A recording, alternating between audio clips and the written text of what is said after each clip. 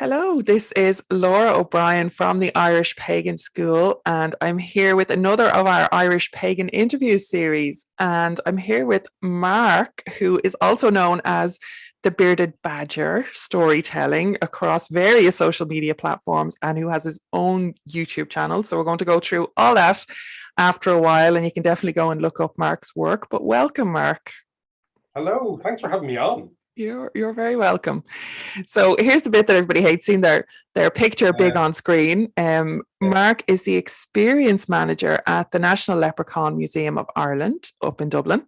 And he's an Irish storyteller and witty conversationalist and founder, as I said, of Bearded Badger Storytelling. So that's a great picture.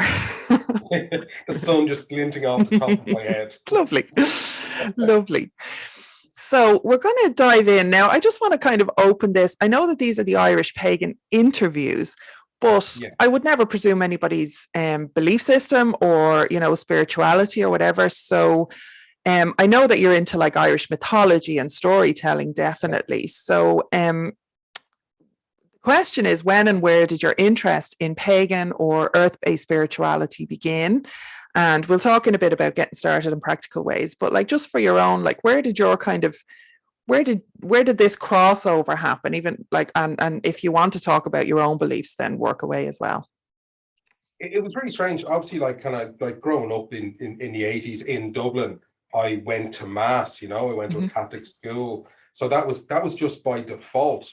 Like for not like being straight by default, But I suppose the first time I really thought about spirituality, I weirdly had some experiences which for me just fell under what was like considered paranormal. And when I started getting into that side of things through boards.ie, I was getting exposed to different ways of thinking. But really it was Louise King's. It was through some posts on boards.ie on the paranormal forum, I got contacted by a radio show in Wicklow, which was East Coast Radio. It was a spiritual show on a Sunday evening with Louise Kings and the Sandman. And they asked us to come on and talk about ghosts, and myself and Louise became really good friends. And she was the first person to really talk openly to me about spirituality and her like kind of pagan beliefs. And a lot of it just made sense to me. I struggled with a lot of the language that was being used because yourself, there's no language created to discuss it. When people talk about energy, you know what I mean? It was, you're kind of borrowing language and words, but the sentiment of what she was saying just made sense. And we ended up on there like most Sunday nights or just hanging out in the radio station, and it just felt right. Louise was probably the person who kind of got me thinking about that side of things first. And would you call yourself pagan, or would you like align with anything along that kind of, I know it's a big term and it's a big kind of umbrella term, and some people are comfortable with it and some people aren't. I think any discomfort I have with it would be down to when you do, not like, for want of a better, like kind of choose a team, that I would misrepresent that team in some way. Gotcha. But when I go out to like sort of Loch Crew and I lie down, like I can feel it. Stuff just makes sense to me. So while the structure around an awful lot of it kind of I'm not educated on, feelings are right. And then the people I surround myself with, when they feel right, they feel right. They can be from any belief system, any kind of denomination, but that it's the homegrown kind of belief system. When you remove, Catholicism from which is so modern and so new. It's like smart TVs, like the smart TVs, like, but paganism does feel very right, even if I don't have the language to discuss it. I've been looking a lot into, like, I suppose, broadening my own horizons terminology wise lately, and looking at a lot of animism and that, and particularly from we're getting weird feedback, particularly from a psychological point of view, because being a student of psychology myself. And one of the things I came across that was really interesting was some research into basically how, if you take a group of children that have not been indoctrinated or introduced to religion in any way, they will kind of default to an animism. Now, animism is not a religion per se, but it would be an element of a lot of pagan religions and a lot of like tribal religions and all that, you know. So it's kind of a very broad belief in, you know, that the divine is in everything. Let's just simplify it way down. It's way more complex than that. But and I love that idea of, you know, that kind of an open-minded spirituality being like our human default mode, you know. I think, yeah, our human default, that's kind of where I am, because people is my thing, because I understand people and they're all around me. But the idea of showing compassion to something that's seen as an object, like I love my sticks, I love trees, and to me they're like, if I damage the tree, climbing a tree, like damage the bark, and I'd literally be saying sorry. You know what I mean? And rubbing moss off them. But to see kids when they play with their toys, like kind of like when I played with my toys as a kid, when I put them away, I had to have them that they could breathe, that they were face up, you know what I mean? And when I'm using tools, and I have a lot of respect for the physical tools that I use out in the shed, and that, I was like, you look after stuff, and it's just respect and compassion for the things around you, whether they have sentience or consciousness. Like it shouldn't really make a difference. Show compassion to everything around you. Yeah, I love that, and that's why I brought it up, because it was your sticks. Actually, I follow you on Instagram as well, and you know, the way that you talk about the sticks is like that they're just your friends, you know, and I love that. And I said it recently, I was asking, because I don't get it either.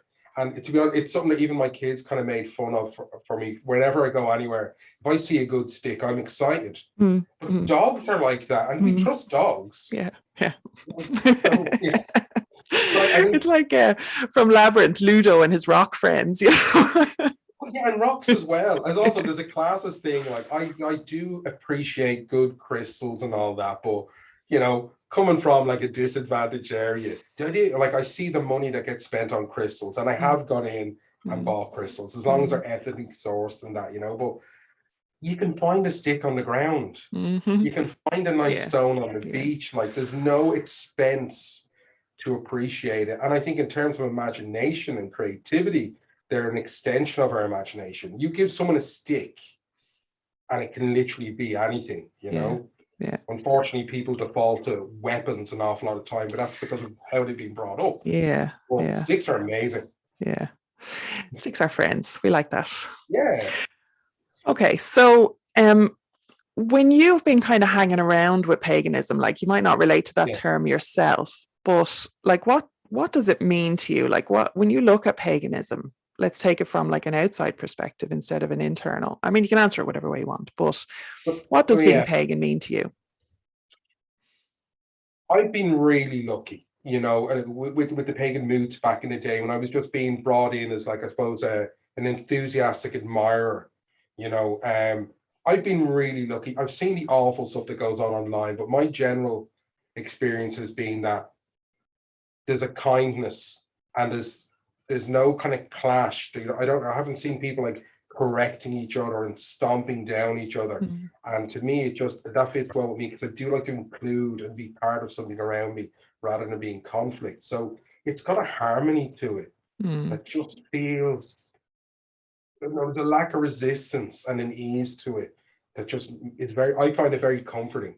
You know? And it helps me, that way of thinking has helped me deal with an awful lot, you know. You don't go looking for conflict. Everything's about harmony and working with the people and the things around you, whether they're seen or unseen. And that's a nice place to be. You know? Reminiscent of the like I would always say that the essence of my paganism, certainly I can't speak for anybody else, but my Irish paganism specifically is about what I'd call right relationship or córcuimhness, which, you know, obviously incorporates the relationships with people, with community. Irish pagans are very communal, you know, and everybody knows everybody else, like pretty much all over the island, you know. You get away with nothing here, which means that we don't really have like the cult of ego and, you know, the witch wars and the I mean, people have their fucking moments, as with any human groups, you know. But, you know, a lot of that actually comes from people just not being sound, you know, and just being actually fucking problematic, and other people saying, hang on, you can't actually do that. You know, that's not okay. So like you can trace any kind of issues in the pagan community pretty much back to somebody just not being sound, you know. But that's it. And when you look at, like, let's even look at like the family structure within our mythology and within our beliefs, the whole idea of foster parents and foster, like, brothers and sisters, like, there's no set kind of atomic unit that you have. And again, I know, like, and with my dad being away when I was growing up, like, he was in the army, so he'd be off in, you know, the Lebanon, or be in Cyprus, and my mum was busy. I was fed by other people on the street, you know. I was hit if I did wrong, you know what I mean? Like, there was a handful of people who, it seemed, just automatically had permission to feed you and discipline you. And like, as Irish people, how many people do we call auntie? You know, who aren't actually related to us? Or we have aunties and uncles and cousins that are no relation. And I think looking at, like, the kind of pagan structure and looking at our mythology, which is, I suppose, been an awful lot of my influence, I see it's so far away from that strict idea of family. You know, and that it's really beautiful and really done well. And I would see a lot of parallels as well between, you know, like, I think a lot of people looking at Irish mythology, they might hear the term foster, but they don't really they don't understand, like, your foster family could actually be more your real family, bunny quotes, you know, than your blood family would be, because that would be who you'd be raised with, and, you know, whose values you would take on, and you know, all of that. Like, so fosterage was really, really intense. And I really see a lot of parallels between, like, modern Irish communities such as the LGBT community, you know, and like the idea of kind of chosen family and mentoring, taking people under your wing, minding them, you know, and in the pagan community as well, I know that happens a lot. I certainly have had my fair share of troubled youth through my doors, like, you know, and obviously having teenage kids myself. I have 3 kids, and, you know, like, you kind of you pick up the waifs and strays over the years, you know, and it just, like, you just mind people, you know, and that, like, that, the idea of that, like, having family that you can choose, and having all these kind of really, really, like, extended family structures, and really tenuous kind of links in some cases, you know. We had it so much growing up, like, in our house. My mom, who was, like, you know, again, she was raised Catholic, and mind you, and she didn't want, like, a church burial or anything like that, you know, when it came to it. But we had guys who were leaving, because we did a lot of stuff with St. Mary's Priory in Tala. I did the folk and literary weeks down in Cork back in the day. But, like, if a priest was leaving St. Mary's, if they were leaving the priesthood, they ended up usually staying with us for at least a couple of months during the transition, or a sister's friend who came to stay for a weekend ended up staying for like 3 years. And my mum was great for taking in people, you know, and usually treated them better than the children that she bore. But it was, I was kind of, like, used to that. And the modern idea, like, of, like, and you see, like you said, within, like, kind of the queer community, is brilliant, because some people come from difficult family situations, and you getting to choose your family is important. And it comes in an awful lot to that misinterpretation of that quote, which is blood is thicker than water. Which the actual meaning of it is the complete opposite. What is it? The blood of the covenant is thicker than the I can't remember. Your bond with your chosen family is stronger. So it's the complete opposite. Like, you know? And we see it in our, like, in the Irish Pagan School, we have a very strong community we call, you know, the Tua. And, like, especially through things like the Live at 5, you know, which is run, like, we started it when everybody went into lockdown, and it was on a daily thing. It's a free kind of just social interaction that people can sign up for and get the invites to. Join the mailing list and you'll find out. But it's run every Tuesday, Thursday, and Saturday now. And John, my co-founder here, and my partner John, he really like just took it over. He's the more extroverted one among us, and he had a little bit less on his plate at the time. So, and he's the people person really. So he took it on, and and being a Dagda priest as well, they call him Dag Dad. He's everybody's father, and. And they've started then calling me like Space Mammy, which is some kind of like General Organa reference, I think, crossed with whatever, But it's just like a lot of people within that community, a lot of people within our community, we see it every time, and every day really.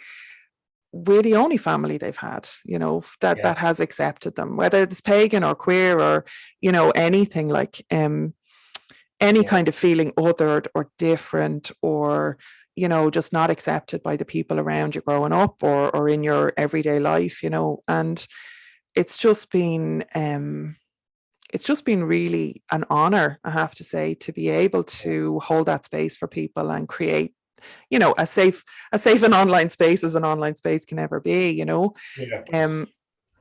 but and to have us all kind of learning and growing together, because we don't ever fucking pretend to be perfect or that we have all the answers or anything like that either. But it's been real like a co-creation kind of thing, and I've never seen anything like it, So it was one of the things I love that you said very early on in your Fairy Fate in Ireland book, which was like, we don't know. And the fact that you're okay with saying like kind of, we don't know, don't have the answers, because that's the faith element of it. Absolutely, yeah. It is without the solid answers. But one of the things I love, like when you mentioned the Dagda, because I used to get called Dagda because of how I look. And because I normally had a massive chunk of wood I was carrying around and I can eat. One of the things that I loved, and I suppose that did make it really, again, made paganism make sense to me, was how real and how flesh and blood our gods are, how fallible, like the Dagda, like obviously the good God, he's sound. That's someone I'd want. Like he is okay. He's a bit silly at times, but I can feel like I can say that I'm not being disrespectful. You know what I mean? They live, they breathe, they eat, they die. You know what I mean? In terms of the physical sense. And it's just like, we're talking about people. That makes sense. Absolutely. And I love, like, John tells the story of like how the Dagda got his staff and all. And like, just for anybody who's not familiar, like it's basically like his son is killed. Long story short, his son is killed. John does a much better version. I'm sure you do a much better version of it, but his son is killed and he goes on this mission where he like protects his son's body with his magics and goes on this mission to try and find some way to bring his son back to life. And he finds it, and there's these three brothers and they have these magical items, and he basically kills them and takes the staff, which is one of the items, brings his son back to life. And the way John tells it, now I don't know what the original story actually says, but the way John tells it is he's like, the son is looking at him going, now what are you after doing? And suddenly the Dagda kind of realizes what he's done, and he's like, oh shit, and he brings your man back to life again, with the staff. And in what I've heard, he basically offers him the staff back, and the guy's like, you're grand, like. And you're in guardianship of the staff now, but like there's an element of responsibility to it. There's an element of, like in my grief, I fucked this up, and it is, you're right, like it's that fallibility of just, but like it's so Irish, to be able to just turn around and say, like, I haven't a fucking clue, like I haven't a notion, Like we're told, like in Christianity, in Catholicism, we're told if we make mistakes, we can make penance, what I mean? And but in this, it's like, you made a mistake, grand, what did you learn from it? How are we going to fix it? Like, the pressure is off. You know what I mean? It's just, as long as you're coming out the right way and you are willing to kind of like learn from it, and as long as you're not hurting anyone, it's grand. Because my goodness, I make mistakes every day. Absolutely. There's none of us perfect, like. And the thing, like, as a teacher or a community leader or any kind of position of responsibility, like it is absolutely on you to be continually learning. Like if you think you fucking know it all, then you're in trouble. Just give up, go away, find yourself, because you're after losing it, like, you know. But B, also like to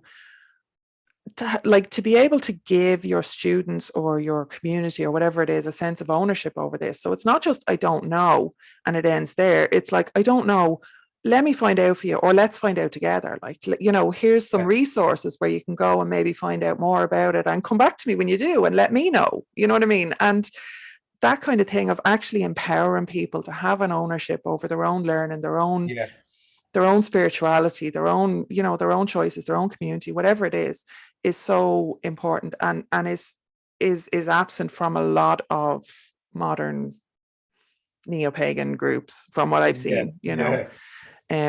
So it is something that as well. Like that cult of ego of like, oh, you couldn't let people see that you didn't know. Like, I have no time for that. None. But also like that we make the next crowd, like the next generation, or, you know, the next kind of wave better than us. And I even find it with training up storytellers. My goodness, my storytellers are better storytellers than me. Absolutely. Like, not even like objectively better storytellers. But I feel great for the part I played in that, you know. 100%. Like, you can inspire them, and you can give them, and you're giving them the tools to go and do better, you know. And there is I never thought there'd be people making a living as storytellers, like in modern Ireland. It's ridiculous, you know. But you do, and it's the same thing when you're passing on the knowledge, you're playing a part in someone's evolution, someone's growth, and that's such a privilege. You know, and you can't like, you don't hold them down so that you're constantly the authority in it. The idea is you want them to, you know, pass you in. Yeah, absolutely. I'm looking at some of our, like Amy, the crafty Kyle coming up, you know, and like she's doing the same masters as I am. She's so cool.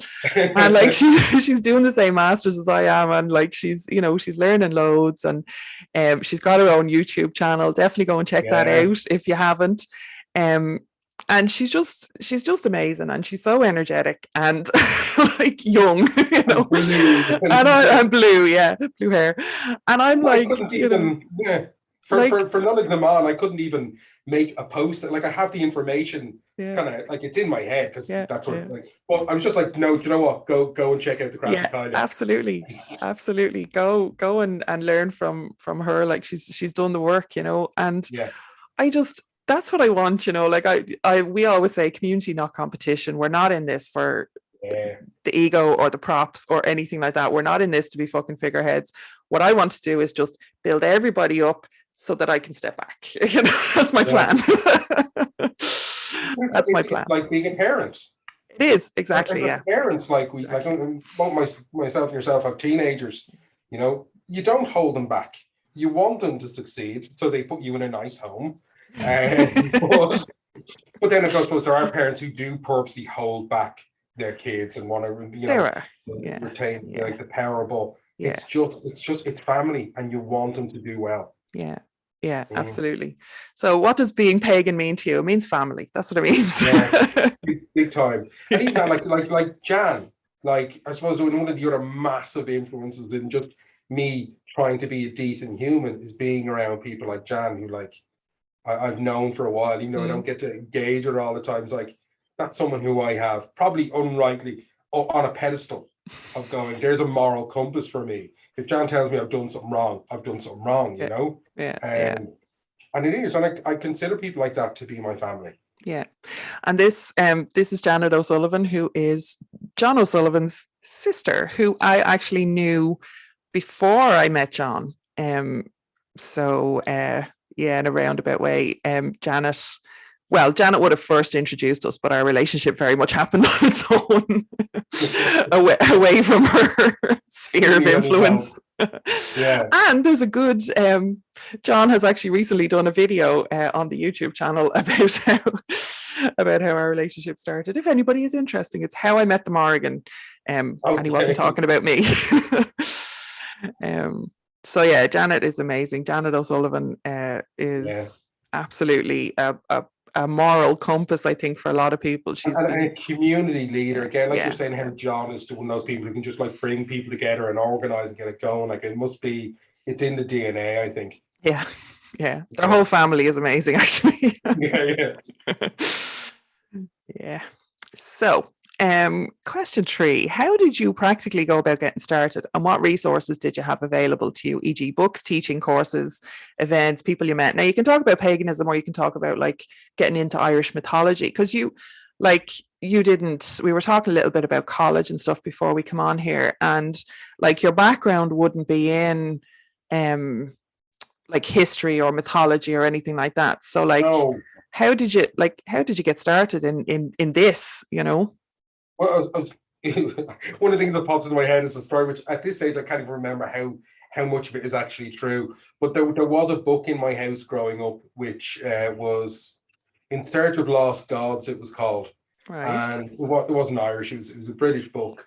And to be honest, I think my brother probably stole it from Time and North Library in Tala. He's 7 years older than me, and I suppose there was some stone carvings in. There was Sheila and the Gigs in it, which was probably as close as you could get to seeing something that was a naked woman for my brother as a 14-year-old.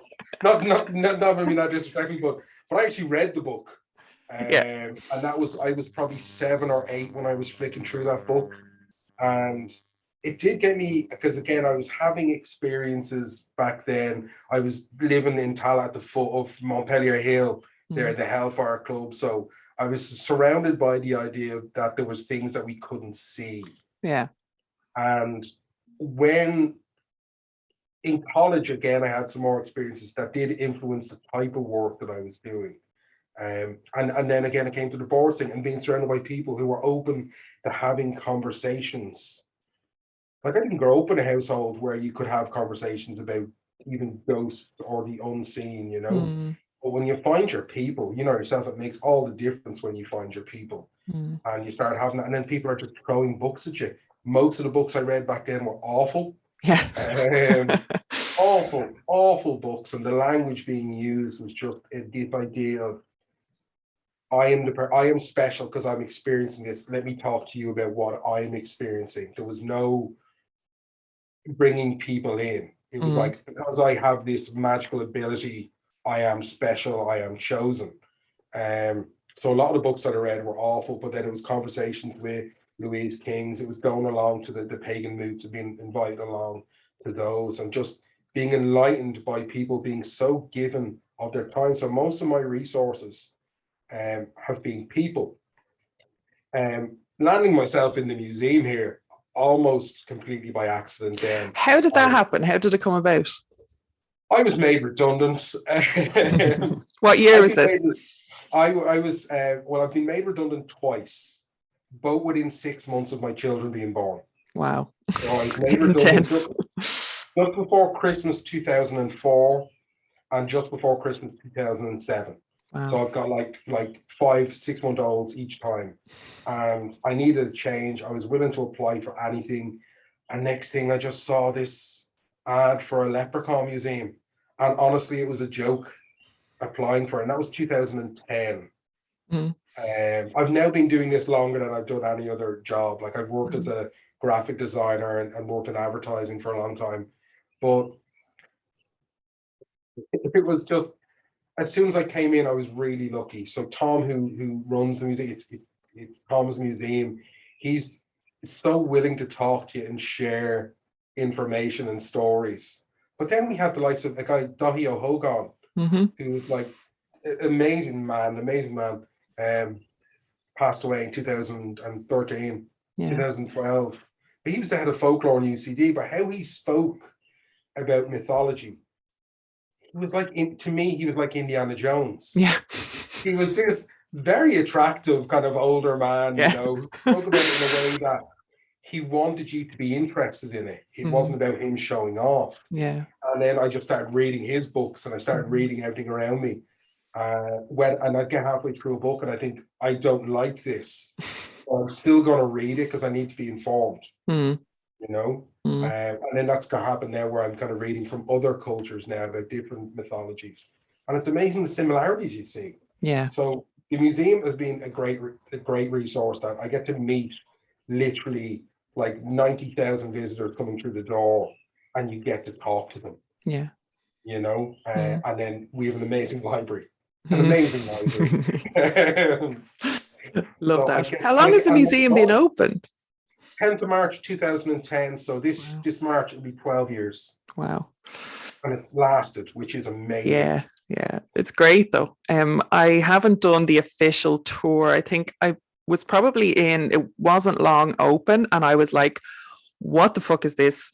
You know, like ready to be incensed by it, like, you know, more kind of plastic paddy bullshit on our own doorstep. We were spat at the front. And even still to this day on Twitter, which is an absolute cesspool for the most part, we are lined up with the likes of you know, Carol's gift shop and stuff like that. Yeah. But it's Tom again argues the point for the name. If we call it the National Folklore Museum or the National Storytelling Museum, nobody's going to come in. Yeah. You know. No, I'm like I said, I went in ready to be one of the ones spitting at you, to be perfectly honest. And I just, you know, kept the head down, did a basic tour, whatever was going at the time, and came out, and I was like, no, they actually know what they're doing. You know, I grudgingly approve. Took us a while, you know, but it is that thing. If you make it playful, more people will engage with it. And I go in terms of the performance and theater side of it. I've always said that it is a theater experience for a cinema audience. Yeah, you know. But again, you look at the people who are in here. Like I know you're familiar with like Hog and Dice. Yeah. I know, like myself as a fan of your stuff, and we've had amazing people come through. There was a great book that came out last year. Did you hear Mammy Died? It was called. And it was one of the top books. And Seamus was a storyteller here. Yeah. I see Eleanor from here, like on the Abbey stage in What I Don't Know About Autism. And I'm like, I've gone to work with some amazing people. And I've learned so much from them. Yeah. I love that. I love seeing something, and, you know, you can kind of set out your stall for what you think is right. And like I was kind of putting myself through the mill of like on a similar vein, I suppose, with the Leprechaun stuff of like, do I actually use the fairy faith term for the book, you know, because I wanted to call it something about the she, you know, not actually something about the she, but, you know, I wanted to have she in the title because it's more, you know, and I would have gone with Credge of she, which is the Irish terminology, obviously, but themselves actually fucking told me not to. You know, they were like, use the word fairy because that's what other people are using, and that's how people are going to find this work, you know, and you need to get the real information out there. And the way to do that is to get them through the fucking door, you know. And it's the same principle with the Leprechaun Museum, I would imagine, of just, you know, I would have to put, you know, Celtic in a lot of my video titles and stuff like that, because, and I'd always use the air quotes of like Celtic, because Celtic on its own actually means fucking nothing, you know. And you get people in the group saying, oh, how do you say XYZ in Celtic? And it's like, tear your hair out. Like there isn't, you know, that's not a thing. But you know, and even here using the word Celtic, like in a video, like the YouTube algorithm will pick that up and will put me in front of a certain amount of people who are searching for that term because it's literally all they know, you know. And I have no fucking problem with that. We do what we need to do to get ourselves in front of the people who actually need to hear the message, you know. It's once you get them, once you've got their attention, it's the message you put out there. Exactly. That's what's really important. To be honest, I would be better dressed and the museum would have been a lot more, I suppose, not long term, but financially successful if we were all dressed as leprechauns. If we'd done that, I know, what people consider a leprechaun experience, we would have cleaned up. You know. Yeah, myself and John always say, like, if we were just a little bit less ethical, you know, we could be very, very rich. Oh yeah, we'd be doing well. we would be doing well, but you know what? Nothing else would be. So I'm glad we're doing what we're doing. Yeah. I love it when I get a crowd in here, like, and you might get like a hens group or a stag do, or people in for like a 30th birthday come in, and then we see them walking out of the back with like a bag of books. Yeah.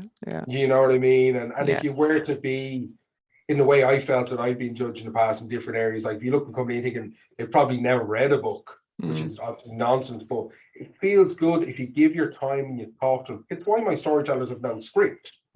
You know, there's no script for the museum, so we can actually engage with people. Yeah. But to see a bunch of people who've just come from Temple Bar walking out the back door with some books in their hand is like amazing. Yeah, it's a win. Absolutely a win. You know. Yeah. So your own kind of version of spirituality, like how do you connect with that? So what sort of things do you do on like a daily or weekly or monthly or seasonal basis to explore or express your personal spirituality? Some of it is very internal, but when I'm on my own, my internal gets expressed. Like I am genuinely grateful every day I put my feet on the ground, you know. One, I have feet. That's a great start, you know. Even with that, I'm able, my body works for me, you know. It makes a lot of noise that it shouldn't make, which is unfortunate. But I do, like I get up and I get up, I take like kind of my tablets, I make myself, I'll do some stretches. I feel good with that. And then when I come into work, I'm so grateful to do the job that I do. I am, even when I'm tired and I'm sore and I'm sick, I literally be singing through the museum when I'm on my own. And to me, my walk through the museum when no one's here is for me is like a prayer. It's a celebration. And I do it knowing. I look around and think, I'm so lucky to be here.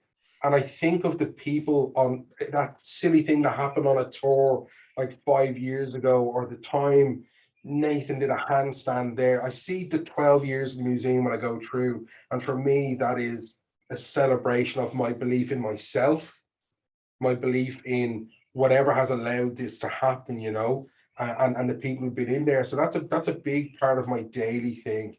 It's just honestly like feeling so good about it. Yeah, I love that. But isn't so, like I can be. I love it. I love it. I can struggle, you know. And it's the same. And when I'm locking up at night as well, I feel so good. You know, I could probably get out of here 15, 20 minutes earlier every day, but I give myself that time to shake it out. It's like kind of like warming down after exercise, and it is such a privilege. I genuinely believe it's such a privilege to exist. You know, I know too many people who aren't around who should be around. Yeah. And I'm blessed to be doing what I'm doing. And then there's when I get to go up to the woods and genuinely literally kiss a tree. You know what I mean? I have hugged a tree and it smells so good. I'm just going, I'm going to lick this tree now. And I will actively ask if it's been raining and the bark is wet, and I'll ask the tree, you know. It's not going to answer, so it's not like conformed in consent, but I feel so good picking it up, the different woods, and like it's just incredible. I was planting trees yesterday, and to me that was like a, what do you call it when you go off, like a retreat. Yesterday we planted 560 trees yesterday. Wow, where was that? It was in Castle Ruddery down in Wicklow. Yeah, I know it. It's just by the Stone Circle. There's an organic farm there, but there's this amazing young man, Garrod McAvoy, who he sold his Xbox and he bought some whippets, some baby trees, and now he's got 100,000 trees that he's 21. It's disgusting. But he wants to plant 1 million native trees in Ireland, I think, in 5 years. Oh, I've heard about him. What's the project name? Is Reforest Nation. Yeah. I didn't realize that was the same guy. Yeah. So well, he'd supply the trees, but Roisin, an artist that I know on Instagram, put up a thing saying, I'm going to be like planting trees. Does anyone want to help? And I was like, can I? And we went down. Dominic and Hilda, who own the farm, are amazing, but the edge of the fields, the hedgerows, they're on the Ordnance Survey, but they don't exist anymore. Literally digging holes by hand, like with hand tools and shovels. And and planting hawthorn, hazel, rowan. And like I want to like get in, start staining materials, dyeing materials with rowan berries next year. Yeah. The colors are amazing. And just doing that and digging the holes and pulling out the stones and planting it. 560 native trees in the space of like 6 hours. That's awesome. Is that Dominic? I would know Dominic, I think, through Barbara Lee. Would he be I only met him yesterday. I really? rang him the other day just to go, is this legitimate? Are you okay with me like this arriving at your farm? Yeah. And they were so warm and open. They were lovely. Do they have a daughter who plays a harp? I met they have a few kids, I think, but I met their son, Jack. Yeah. But it's a small country. There's only 2 degrees of separation between anybody on this island, I think. I know. Imagine it makes dating very difficult. But to me that was a retreat. That was a religious retreat. It felt so good. I felt so nourished. I was around people.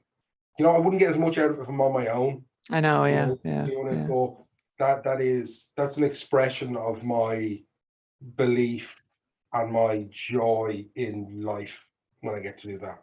I love that. And I like, a lot of people get very caught up. Like we'd get a lot of questions in about, you know, do you have like rituals for this and rituals for that and ceremonies and all the rest of it? And, you know, I make shit up as I go, you know, I really do. Like like I do rituals and I do ceremonies and, you know, I'm a legal celebrant, the reverend.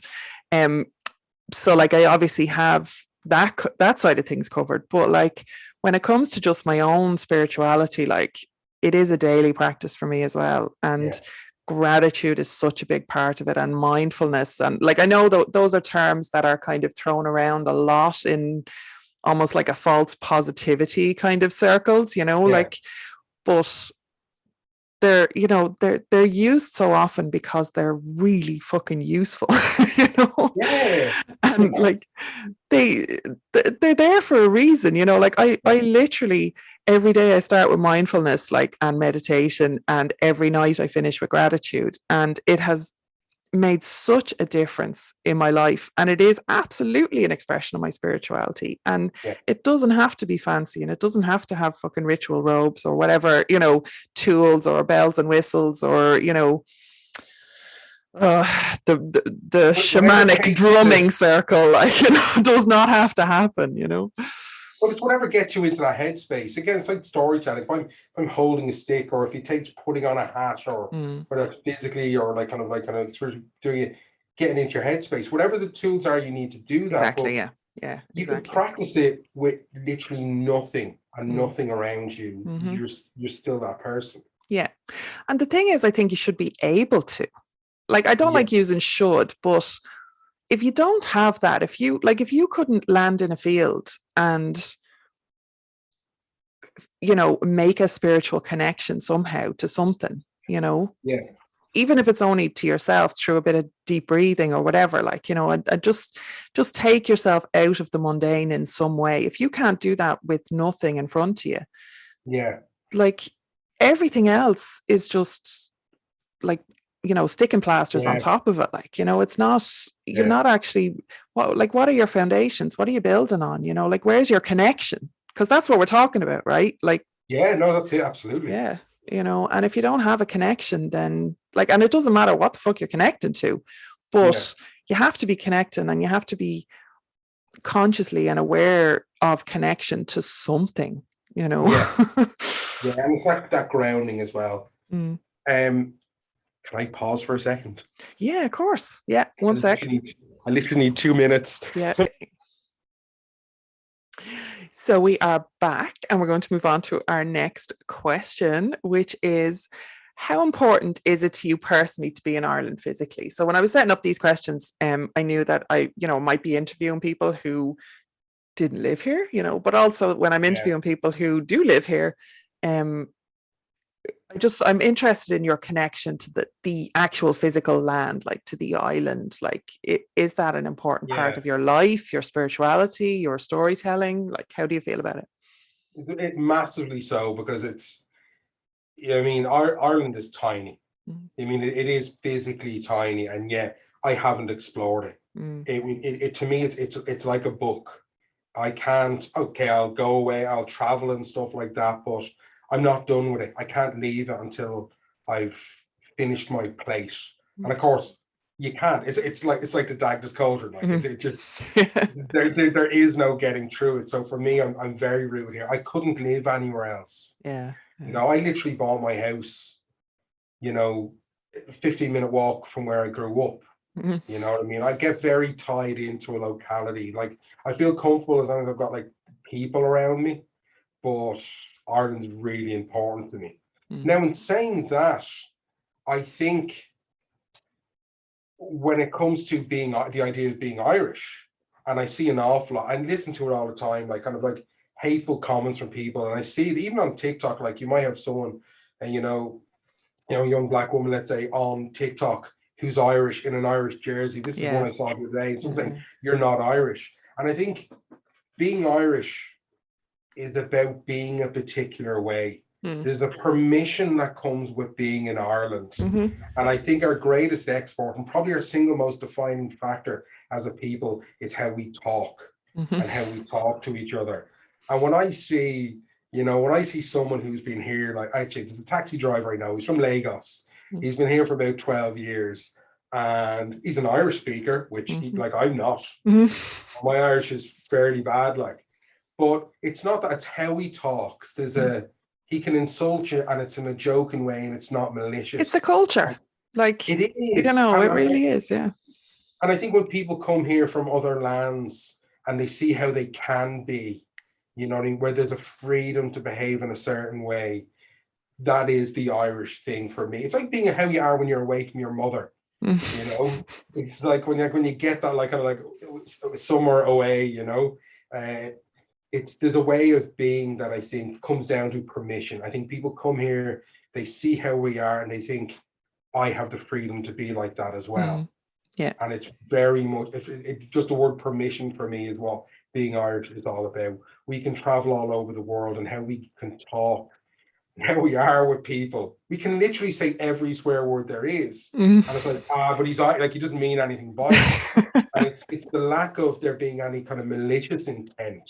Yeah. Yeah. I just wish in Ireland we were more deserving of a reputation that we have internationally. There's some bad elements, there really is. And I think a lot of people have forgotten, who we are and where we come from. And, especially in dealing with immigrants and that, where it's like, that was your ancestors' fault. Get the fuck, your ancestors emigrated. We do the Dark Land tours here in the museum, which is the over 18s version, like an over 18s tour of a Leprechaun museum. And it is fun and it's playful and you get to tackle stories that you otherwise wouldn't, get to engage, with. But it's also a chance for us I use mine, which is about it is great being Irish, seems to be the theme, at the center of a lot of my stuff. But I think we need to acknowledge what we've done, and not just, let's say, the missionaries going abroad and how we, we're not without, faults, but how we've treated each other. And when I'm telling changeling stories, you know what I mean? And if you look at it at a changeling written story, like in a book, and you pull it apart, you're looking like a changing, yellowed skin, jaundice. You know what I mean? You see these kind of conditions like that are being and then you see the mother's behavior in the stories. And it's just after the birth, it's postpartum depression. It's and then how did we treat those people? Yeah. You know what I mean? And I think we need to acknowledge all of the bad that we've done, and put out there. And then we can deserve the reputation we have. But I'm very proud to be Irish. I just think we also need to acknowledge our faults. Absolutely. And other people coming in, they also need to understand that, or looking in, they need to understand that that there's a reality to being Irish as well, because with those faults also comes a lot of let's call it what it is, trauma, right? From various sources over thousands of years, and that still holds sway here, and we're still affected by it. So you know, people can't come in and just expect the, you know, they can't come in and expect or like be entitled. They can't feel entitled to us or to, you know, what we have or who we are, or, you know, like, it is important that people understand, and it comes back to that, like, that being Irish is a culture. It doesn't matter what your ancestry.com report says, you know. We have worked so hard to preserve what we still have, you know, and we have literally bled for that. And, you know, like that idea of being Irish, well, we have this open door. Well, those of us who are sound have this open door that anybody who is here, who is partaking in the culture, like, you know, it's an ethnicity, right?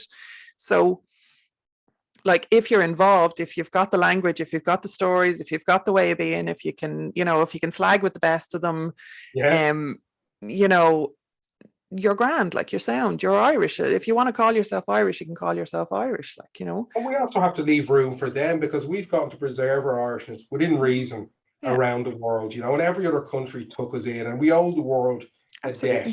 And I know obviously we were treated very badly as well, but we've got to preserve it. So not allowing, because it's not about like allowing, but people coming here and practicing their own beliefs, you know, or you see people, I see stuff online, people getting annoyed with someone because they were talking in their own language while in a shop, and it's like, oh, you're here, and half the people who, well, 90% of the people who are saying that don't speak what is our own language. You know what I mean? I just think we should have such an open door policy, and if people want to genuinely engage with us, absolutely, we're so lucky. Absolutely, like this little rock. And then you look at, but physically the island of Ireland that we're in, we've not explored it enough. And you look at the Boyne Valley, and it's like 60% of Europe's megalithic artwork is like in one valley. But I think a lot of it's been preserved. A lot of it's been preserved because of ignorance and fear, the misunderstanding of what it was. But it doesn't matter. It's still here. Or that ingrained respect, you know, like it is fear-based to a certain extent, but there is also that respect. Like, I just think so many generations who won't cut down a hawthorn tree. You know what I mean? Their reason for doing it is misinformation to a certain extent that's being passed. But it would have been rooted in that healthy respect of power, you know. But as the generations pass and things get more and more removed, there is an ignorance then that leads to a fear of the unknown, you know. And I think that's kind of where we're at with a lot of people now. But I always think it's interesting, like when you're talking about the fairy faith particularly, I always think it's interesting how many Irish people will tell you that they don't believe in fairies. Fuck off. What are you talking? Fuck off. But scratch the surface. 12 years of it. Like you would have had it as well. Like in our own, it's like they come to you and they're like, it's nonsense, it's ridiculous. Oh, by the way, when I drive my tractor into the middle of the field, the engine stops. You know what I mean? I had a young guy, early 20s, lose the head on a tour with an American family because they thought he was a plant, because he was talking about, he's like, I can strip a tractor. He actually got angry and was like spitting, and his eyes were watered. And it was brilliant. I thought it was hilarious because he's a young guy in his 20s, and I'm like, that's incredible. That's why the country looks the way it does, is because of there's an underlying respect there. But I wish people were better educated on it. Well, like I know, like, and you guys are doing an amazing job with the school, but that's people who are coming to you. Should that not be part of the teaching, or like on a national level? You know. Well, that's why I think it's so important to create resources like the YouTube channel that people can just stumble across, or you know, like, as you say, like the Leprechaun Museum, where you're kind of getting them in the door, where they think it's a bit of a laugh, like, and they go out educated, or at least with the tools to educate themselves further in the bag of books, you know. Like, that's how we do it. We just have to keep like being available, you know, and having people who know what they're doing actually making. Because one of the issues that we've had, I think, like through the 80s and the 90s particularly, and the 2000s, let's be frank, is that, you know, there's a lot of misinformation being peddled under a Celtic, bunny ears Celtic label that is so far from what the actual traditions are, you know, and we haven't had enough Irish voices, you know, because we don't believe in ourselves. We don't believe that what we have is important. We don't value it, you know, and there's reasons for that. Please don't come at me with the Irish, you know, the Irish don't value what they don't have. Like, there are good reasons for all of that, right? I have a class, a timeline of Irish history, which will literally walk you through all those reasons, right? But you know, like this is where we are. Like we have difficulty with our own language, we have difficulty with our own culture, you know, that heritage culture. We have difficulty with anything that's, because there's been classism. I'm getting excited now. It's been classism, there's been elitism since the revolution, you know, there's so many barriers have been put in our way of just the stories, you know. And it's the stories really, like since the lockdown, the Irish pagan school community, I was actually looking at the figures, right? And on our mailing list, right? You can see where people are signed in from, and comparing like a year ago to this time, you know, so like after the lockdown had started and all the current craziness had started, the Irish people who are signed up to our mailing list, right? And we keep our mailing list really tight. Like if people are dormant, they're gone. Like we just delete it. We don't keep dead weight, right? So if you were on our mailing list before and you've been deleted, sorry, but it's because you weren't opening emails, right? So like 20-25% increase from, you know, in people from Ireland. Where we would have had a largely like American audience, you know, and English to a certain extent, but mostly American, like, and America's a big place. And it's great that we have so many American people who are interested in connecting. And like, that is literally my life's work. We're not about gatekeeping here. We will absolutely, like, we have healthy boundaries, right? Absolutely healthy boundaries, but we're not about gatekeeping. None of us are. If you're sound, you can absolutely access this. Just, you know, don't be an entitled schmuck, you know.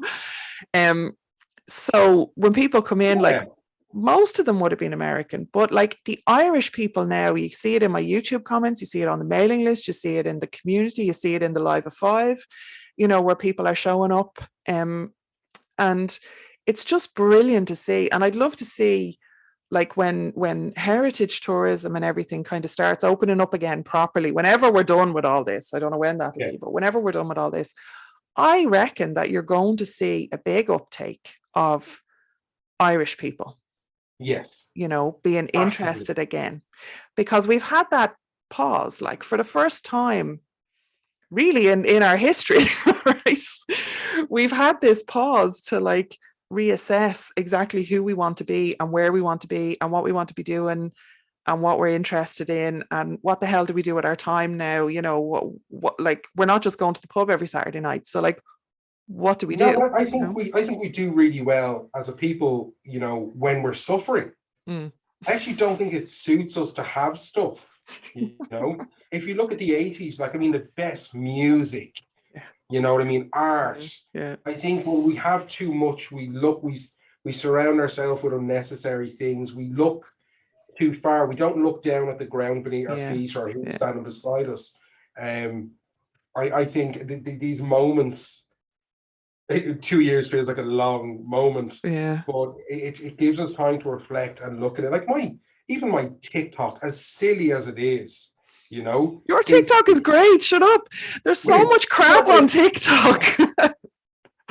Mine all started as a joke, but I look at it now. I know it's something, and I know it's all algorithms, and I understand that, and I understand how it works. But all of a sudden, every profile that was liking my stuff was profile pictures of tractors. Mm. And I started clicking into them, and I was all young guys, honestly, 16 to 25, Yeah. young fellas. And I just did a video, and I put up a video. I said, listen, I've noticed an awful lot of agri lads, farm lads in their county jerseys. What's the fucking crack, lads? Yeah.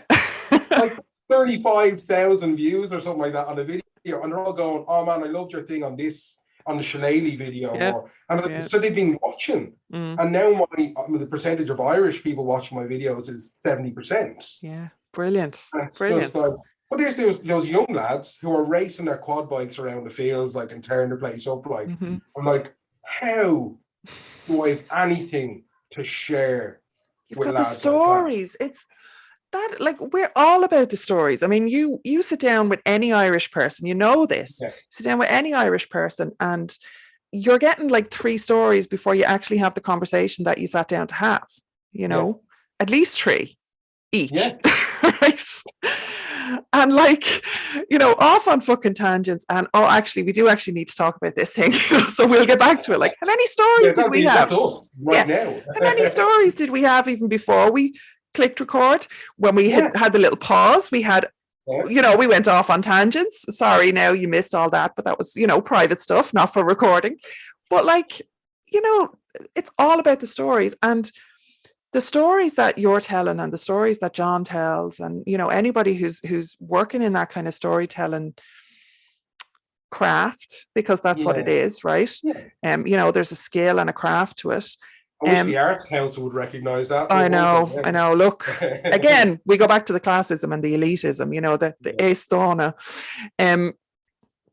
So, you know, like, when you've got lads who are just telling stories like that and telling it in, you know, and one of the things I appreciate, actually, you did that review of the Fairy Faith book, which also included the Tales of Old Ireland book. And you really picked up on like what I was trying to do, which was that retelling of the stories in a way that I needed to hear. Like, that's all of my books are the books that I needed, you know.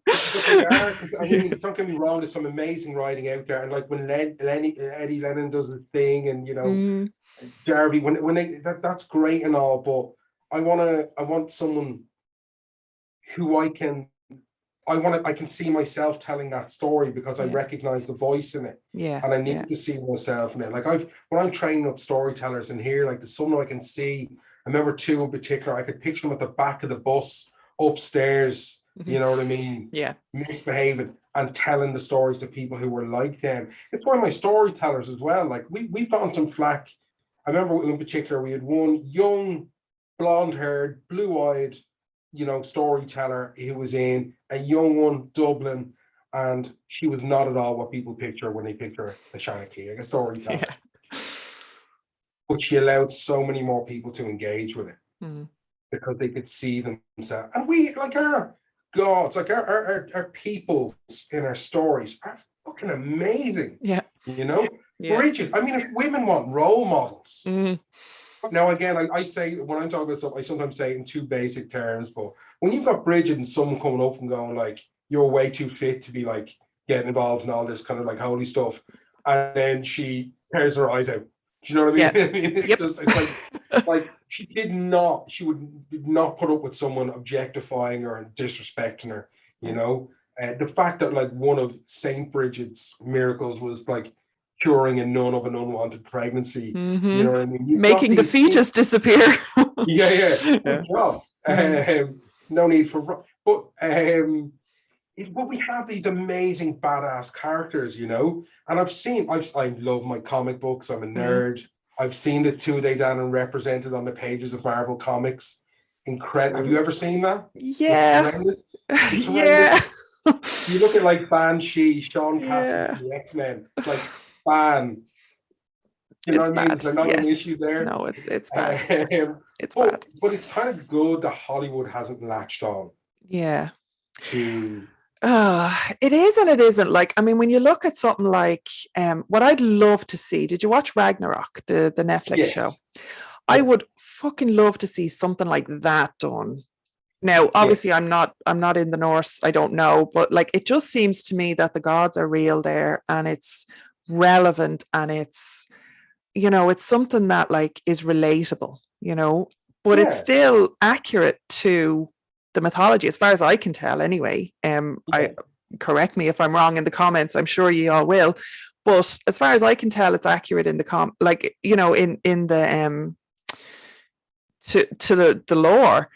And but it's still taking it like, and is inspired and is telling a modern story. And that's what I love. That's what we need, because it has to be relevant for now. You know, you can look at, like, it's so important to actually go back to the original lore. You know, it really is. And you know, if you've been around me for 5 minutes, you know how important I think that is, because like even that, right? Even that is like a Christian monk's writing down that has been translated by some, you know, someone from the ascendancy probably in the 1800s, you know, who, or the 1900s or whatever, who, you know, may or may not, can be a bit hit and miss there. Like, so like, but it is the closest that we have to the original oral tales, right? And going back as far as you can and digging as deep as you can into that to try and get as close as you can to that. But like, it should not stop there, because the stories are alive, you know. And like, once you have that real foundation, and you know, like, because there's such a difference, right? When you read when you read even like, you know, even Elizabeth Gray's translation of the Cathmachira, you know, the Battle of Mytura, you're reading that, right? And like, she skips over the Morgan's Rosk poetry, like, which is essential. Absolutely fucking essential, but like too difficult to translate, so she skips over it. Morgan Daimler has done a fantastic translation, by the way. If you haven't come across it, definitely. 4 words in the book, of course. Yeah, definitely pick that up. But like, reading that, right, and then reading like even into kind of Lady Gregory or Yeats, or, you know, stuff that is supposed to be kind of authentic and okay and a good source, right? Romanticized nonsense. Do you know what I mean? Like that, like it has gone from, even in just that retelling, like the essence of that story changes so much, like, and the real kind of the raw kind of relationship that you can have and you can observe between the gods, between the tribes, between, you know, what's actually happening, you know, what's the reality of like Dean Kecht killing his, you know, his son, like, you know, and crippling his daughter, who wanted to, like, not physically crippling, but like she wanted to like save the herbs and all that, you know. And you can see me, I'm getting all excited about this, but like there's so much in the original story, even in that kind of flawed recording and translation that we have, that is just lost and wiped and whitewashed and just romanticized, as you say, and just, you know, twisted, even in those supposedly authentic sources, you know, that we all grew up with. There was an agenda. There was like, they wanted to achieve something when they were writing it. They were writing it all the time. And I think with our mythology, because there is a beginning, a middle, and an end, you know, and Bar Fionn being asleep in the mountains, I mean, there's like an end point essentially to it. Yeah. At least on this plane. Yeah. But that's where our folklore comes in. And if you know, like the story of Nera and the corpse. Yeah. And then you look at the story of Tygo Kane and the corpse. Yeah. And it looks like someone it just carries on. Yeah. It's like, okay, well, like, I can't disrespect like kind of like Maeve and Aline, you know, I can't, but let me just make it a regular everyday Joe soap story and take the entertainment out of it. Because our folklore in terms of storytelling is primarily about entertainment. Yeah. You know what I mean? That's what the storytellers were doing, you know. But our mythology, the body of knowledge is there. The body of knowledge is, someone's gonna hand me a set of keys now. It's okay, you can hand them to me now. No, they're mine. Do you have the... Mark is taking time out of his work day to actually record this. Yes, I'm on site here in the Leprechaun Museum. Thanks for the time. Thanks for taking the time. I'll try not to keep you too long. I do love my storytellers, though. I'm so lucky with them. But even between ourselves in here, when we can tell the same story. You know what I mean? And I'll tell it a different way at the start of the day and the end of the day. The message Or no, the message doesn't stay the same. The physical actions of the story stay the same, but the interpretation is can be different. One person's hero is another person's villain, you know? Yeah. But I think having those original sources to pull from, you can't just make it up. No. And if you're gonna play with it, be educated, have read enough. Exactly. You know? Exactly. And like I said, inspired by something is very different to, you know, twisting it to your own agenda, you know? Yeah. Or just, as you say, making it up, you know, taking a name from Irish mythology and just completely making up a character that's nothing to do with, you know, I'm looking at you, Dagdamore, the evil druid from fucking Shannara Chronicles or whatever it is. Do you know, like, and also the whole thing of like dropping St. Patrick into everything. Oh Jesus! My God, that fella got around. And actually, Paddy, who's just left, like Paddy is amazing storyteller. He's currently doing his PhD in theology and ecumenics over in Trinity. When he talks about St. Patrick, I know nothing. I'm a day old when I listen to him. But I mean, there are people just dropping in these things, and it's like, I get it if it's entertainment. Yeah. But please go and, you know, look at those 8th and 11th century kind of like writings as well. Yeah, absolutely. You don't know what you don't know, really, at the end of the day, isn't it? And it's being okay with saying, I don't know. Yeah. So question 6, if you could guarantee that a person had read at least one book before talking to you about paganism or asking for advice or coming on a tour, let's call it that. If you could guarantee that they'd read. This is going to seem like pandering, but honestly, and I've read a lot, and again, I've read it from just an admirer. But your fairy tale book is just but if people understand, because when we on every tour, basically every tour we've ever done where we talk about fairies, we start off by saying they're not like Tinkerbell, and I talk about them as an indigenous people. You know what I mean? And I do say it's more like how other cultures see witches, who were regular people who were persecuted because of their beliefs. You know, I had an amazing conversation with Professor Richard Wiseman.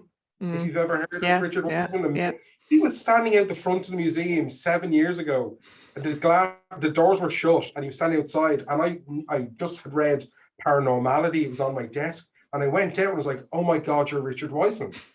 And he's like, "Yes, I am." And the museum was closed, but I brought him in and we walked through and we talked about our gods and the fairy folk and the she.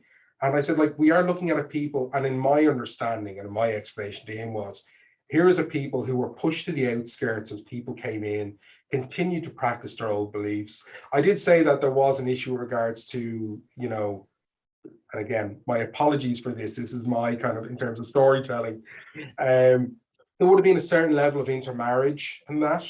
And when we look at some of the things of like their not wanting to be around, like the dirty water thing and the spitting on the hand, you're looking at things like a lower immune system, or some of the physicalities I described as chromosomal disorders and that.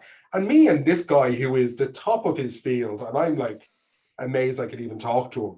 We're walking through and he's like, yeah, no, fairies are real. In that understanding of it, as an indigenous people, it's real. And when you take away that Tinkerbell Victorian image of a fairy, my job is so much easier. And that's why I thought the fairy fake book, talking about a people, an actual people, just cuts through 90% of what we're fighting against. You know? Well, like you said as well in the book, like when you're talking about the she, it's one thing, but our other world, the peoples who inhabit the other world or multiple planes of existence, does include so much more. You know, it does include like spirits and so many different races. You know, so that there's room for that. But when we're talking about the she, when we're talking about the fairies, if there was a book to help me cut through some of the fights I have inside. And the grandparents at the front going, come on, we're going to go in and see the fairies. And look, she's got her fairy wings. And who wants to say to a kid, actually, no, you've said a load of nonsense and lies. I just have this image of you ripping the wings off the kids. But But yeah, no, none of that here. So I'd be wearing them if I could get away with it. But it is, I suppose, like it would be the fairy fake book, your fairy fake book. It just talks to the people I want to be talking to at the level I'd love to be able to engage with them.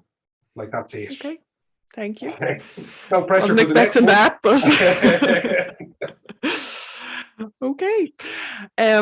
What advice do you wish that someone had given you that you would like to give to people starting out with Irish heritage? So this is a general one, I suppose. You know, I wish I'd been physically taken to the spaces. Yeah. I did so many trips to the Coca-Cola factory on school floors. And Tato Park now. Our holy grail of Tato Park. I was in Tato Park twice during the summer. My kids love Tato Park. It's like, oh, you're killing me. Though I do love the guys in Taylor Park who I regularly meet at industry then. Hi Charlie, if you're watching this. But and, you know, is to go, because there is nothing better than getting your feet on the ground. Literally, get off your shoes and socks. It's school tours. If I'd had that in my early life and understood where I was standing. I mean, like, they're standing in in the stone circle in Lochgore, like at Grange. Or going up to Schlief Gullion. Do you know what I mean? If I'd gone to those spaces, you can't not look into it. Yeah. You can't visit there and go back and never think about it again. Yeah. So that is probably, they're powerful. Yeah. Advice would be go out. It's awful that it's really hard to get around the country unless you can drive. You know, but it would have been to get my feet on the ground in those places. But the other side of that as well, and it's something that, you know, you talked about like earlier about exploring Ireland and all that. Like when I turned 40, right, I'll be 44 this year. When I turned 40, I had a genuine midlife crisis, right, but not for the reasons that most people have it.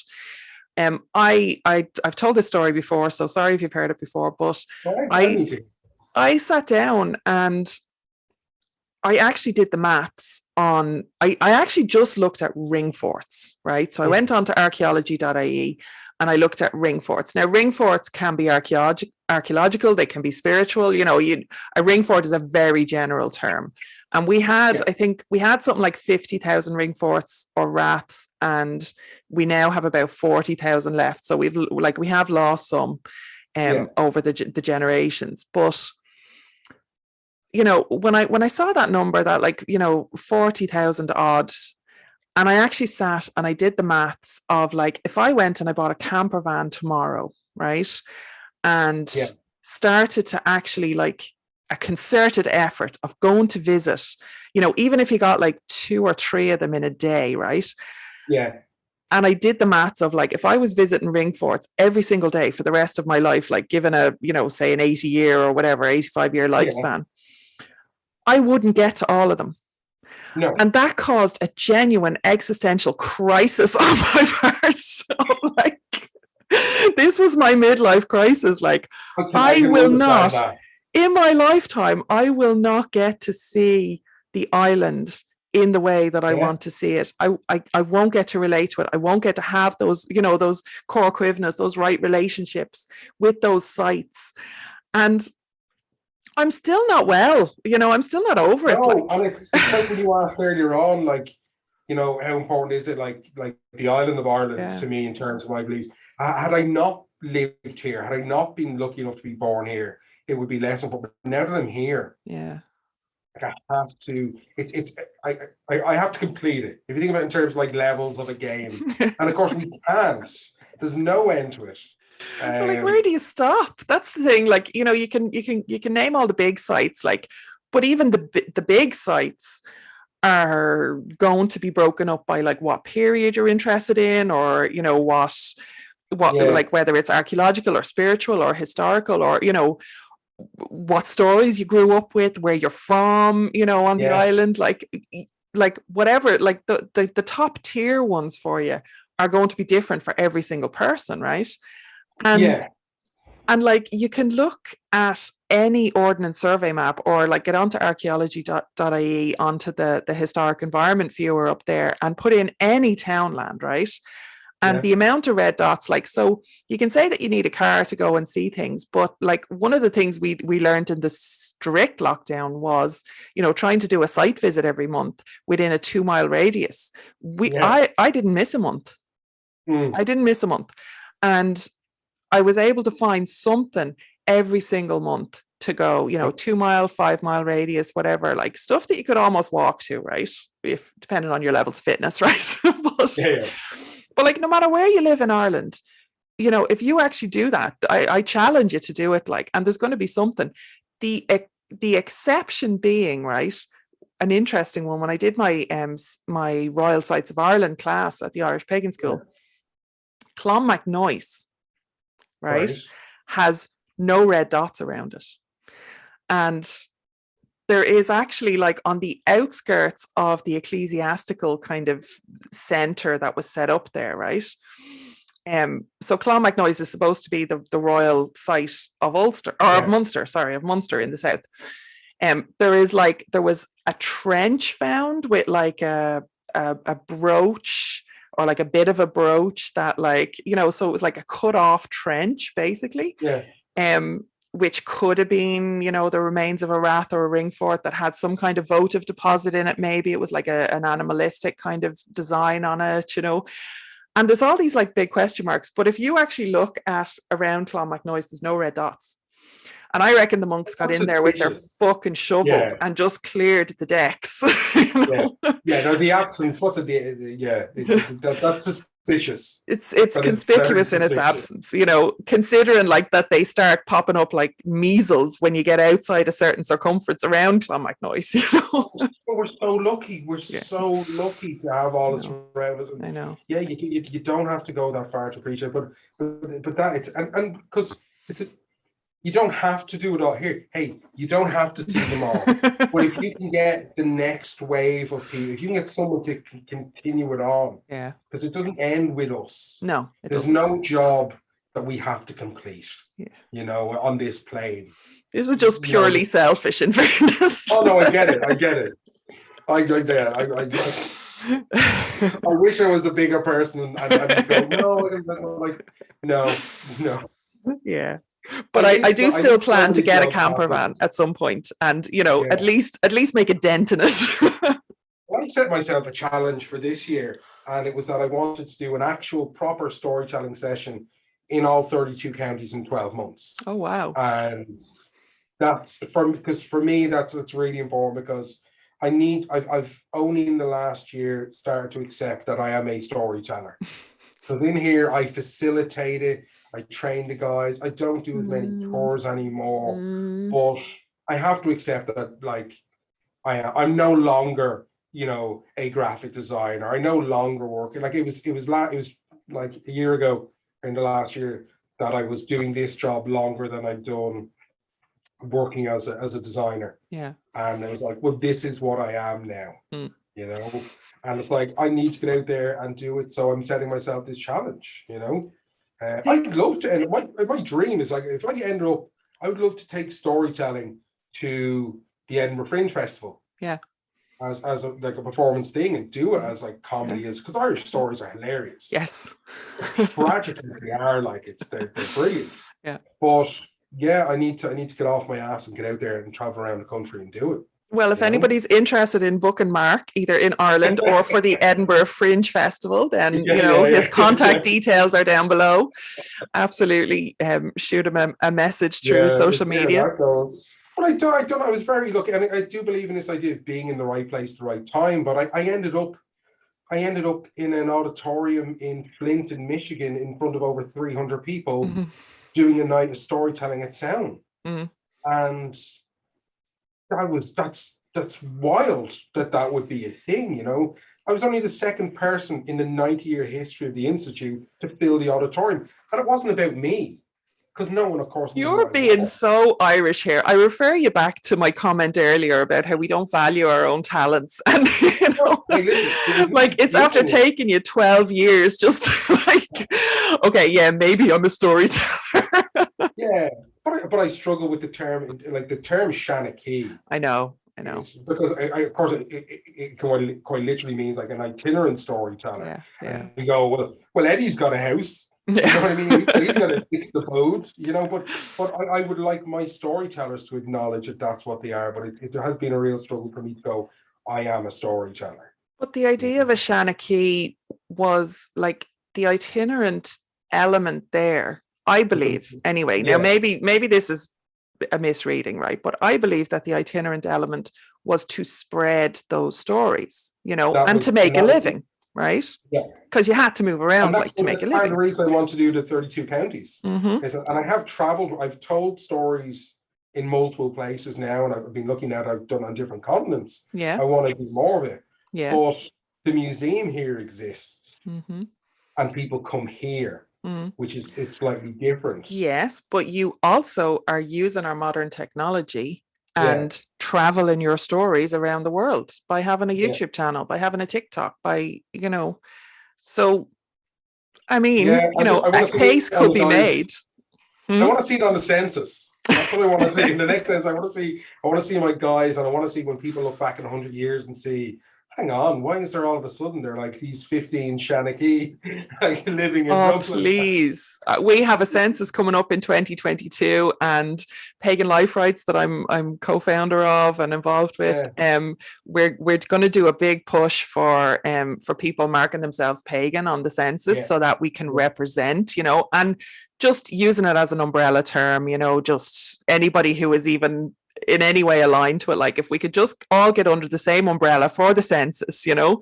So I absolutely fucking challenge anybody who is working as a storyteller in Ireland to use the term Seanchaí. Please, I'll get John to do it. I'll get John to actually call himself a Seanchaí. There'll be comments in response to this where people are going to go, no, that's not, like it's no. Fuck them. Fuck them. I look like this. I look like this. Look at my youthful, handsome people inside. Like we're like, no. What does a Seanchaí have to look like? You know, like you and Eddie, like you've got the beards going on. The beard and the glasses, I just weigh about 5 Eddies. But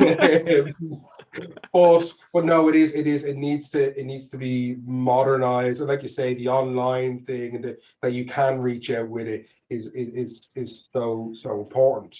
If the lads, if our Seanchaí ancestors, if they had access to stuff where they could sit in a house and not have to travel the roads and the countryside, and, you know, to have a steady income stream flowing in, they absolutely would have been doing that. Don't even try to tell me that they wouldn't have been doing that, you know. But I think one of the important things, and one of the things that I love about how Tom has done the museum, is that I think traveling is a necessary part of being a storyteller. So when we head off and we're climbing up to Maeve's tomb, or Cesar's tomb was an amazing experience. That was an incredible experience. And you know, taking the socks and shoes off like in Loch Darvara, you know, we do that because you need that to inform your storytelling. Yeah. And you need conversation. Yeah. You cannot do any of this in isolation. You can't practice any craft, you know, without engaging. So in that way, that's really important. But I know, and I'm not trying to say like that everything only needs to be digital, and you know, the old traditions are not important, because of course they are. Like, and please don't anybody take that. I mean, I'm all about the old traditions. If you've known me for 5 minutes, you know that. But I would hate it to be like this thing that got preserved in amber and it kills it and smothers it because it doesn't change and it doesn't evolve. Like Irish paganism is a living tradition still, you know, it really is. Like, we still do fucking magic. We still have a connection to ancestors. We still are animistic about so many things in our gardens and in our, you know, on our farms and in our houses, and, you know, all of those things. And those are all elements of Irish paganism. You know, we still deal with the she, we still tell the stories, you know, and whether they're the folklore versions or the mythology versions, it doesn't actually matter, you know. No, it's the message within the stories, which is about, again, there are no stories really without people. Mhm. Someone, for a story to exist, something has to happen, and it needs to be experienced by someone. Yeah. Now you can write stories where the characters in it are animated, inanimate objects, but for a story to exist, something has to happen. Someone has to witness it, and then that person has to tell that to someone, and then it's a story. Yeah. And that's literally like, I saw someone come off a bike on the Lewis tracks today. As soon as you say it, it's folklore. It's a story about a thing that happened, and it's folklore, and it's valid. Yeah. Sorry, I'll kind of head up now. As well. Next question. Next question. Well, that was actually the end of it, and I know that we've actually been sharing quite a lot. But is there anything else that you'd like to share, or anything you want to pass on to the people in the Irish Pagan School Tua, or like we'll do your promo stuff now in a minute, but just like, what kind of a message would you like to leave this conversation with, I suppose? I think it's nice, just be a compliment to, like, when I see like yourselves and Jan and John and I have to say, like, you know, another person was who I thought was amazing, John Hanna, who just had a way of, it didn't matter who you were or what, you didn't have to have, all you had to have in common is that you're both in the same place, and a conversation would happen. And it was that kind of ability to engage with people without prejudice. Apart when someone's actively being, you know, annoying or confrontational, you know, in which case, again, it's just John like standing in front of people. You know, it's just, you know, but outside of that, it was an openness and a warmth, and that's, I think, again, it's defining of us as a people, as Irish people. But I think as a practice and a belief system, I think it's probably the most wholesome and loving thing about it. And I wish more belief systems. I have no issue with belief systems, how they're practiced and carried out. I do have issues with, but they all teach the same thing, which is be, you said it, be sound. Yeah, just be sound. But in terms of in Ireland, like, a people who are embracing it, you know what I mean? It's just like, it's just nice to be around. And I think for people to engage with yourselves, even if they, you know, paganism isn't what they see themselves or the language that they use, you can still engage with it. Absolutely. There's so many classes at the school like that, and so many videos on the YouTube channel and on my own YouTube channel and blog posts and, you know, everything that we've been doing. There's so much like that. You absolutely do not have to be pagan to in any way like engage with, and nobody cares if you are or you're not. Or, I mean, you saw it here, like I didn't even know if you were pagan, and I asked you onto the channel, you know, because you're a storyteller. You're a Seanchaí. We'll work on that. See, it fucking Irish. We're just so bad at it. So bad at it. And yet everything that happens in the world, we claim we did it first. You know well, I mean? Because we did, obviously. There's some truth in that. 10,000 years of history on this little rock, you know what I mean? And it's incredible. But we have gifted that and shared our time and our openness with the entire world. So we do deserve the praise that we get. I just wish we would start treating each other better. We will. We're on the path to it, because there's a lot of shit that is on the rise in many different countries that is absolutely like trying to find a foothold here, that is just not being like, there is little pockets of it, but I really can't see how, like, what's happening in Britain, say, will be happening here, you know, on such a big scale. I just can't see. But I do think that we need to remain vigilant against it, because it doesn't take root, because there's so many of us who actively work to root it out, you know. Inaction is the and complacency. Because, I mean, again, we're talking about paganism, but there is a you and there is a me in, you know, and there in every other kind of belief system. There's someone who being as open and as warm and inviting with their religion. I don't like the term religion. You know what I mean? Like there are other people. So there's no one's saying there's one way of doing things. As long as the end result is well being sound. That's it.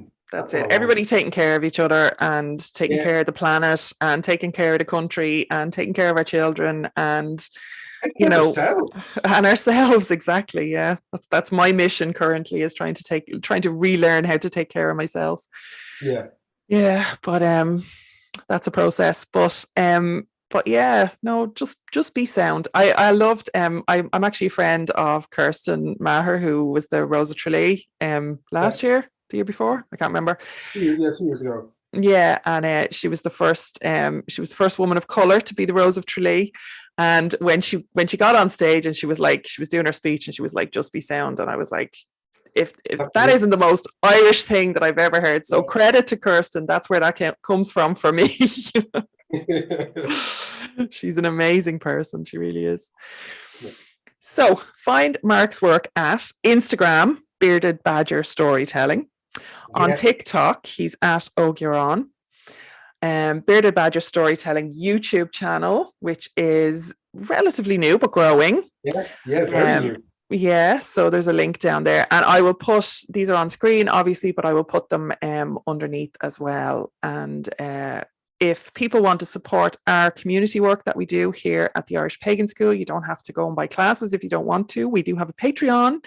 Patreon.com/Irish Pagan School. And if you did want to buy classes, you can get a 10% discount as a patron. So, but if you just want to throw a little bit of money our way, buy us coffee every month, then that's how you do it if you're enjoying what's on the YouTube channel. Okay. So thank you, Mark. That was a lot of fun. I think we've been at it for also on the clock in work, which is amazing. We've been at it for, well, in fairness, the Leprechaun Museum has gotten a hell of a lot of promotion out of this. So this is a marketing exercise. But it completely fits with what we do in the museum. You know, it's they're sound. Yeah. All right. Just be sound. We leave it there then. Thanks so much for having me on there. Thanks, Mark. Make sure you check out Mark's links below, and his social media is a lot of fun, so you'll enjoy it. It'll be worth your while. Okay, Sloan. Well.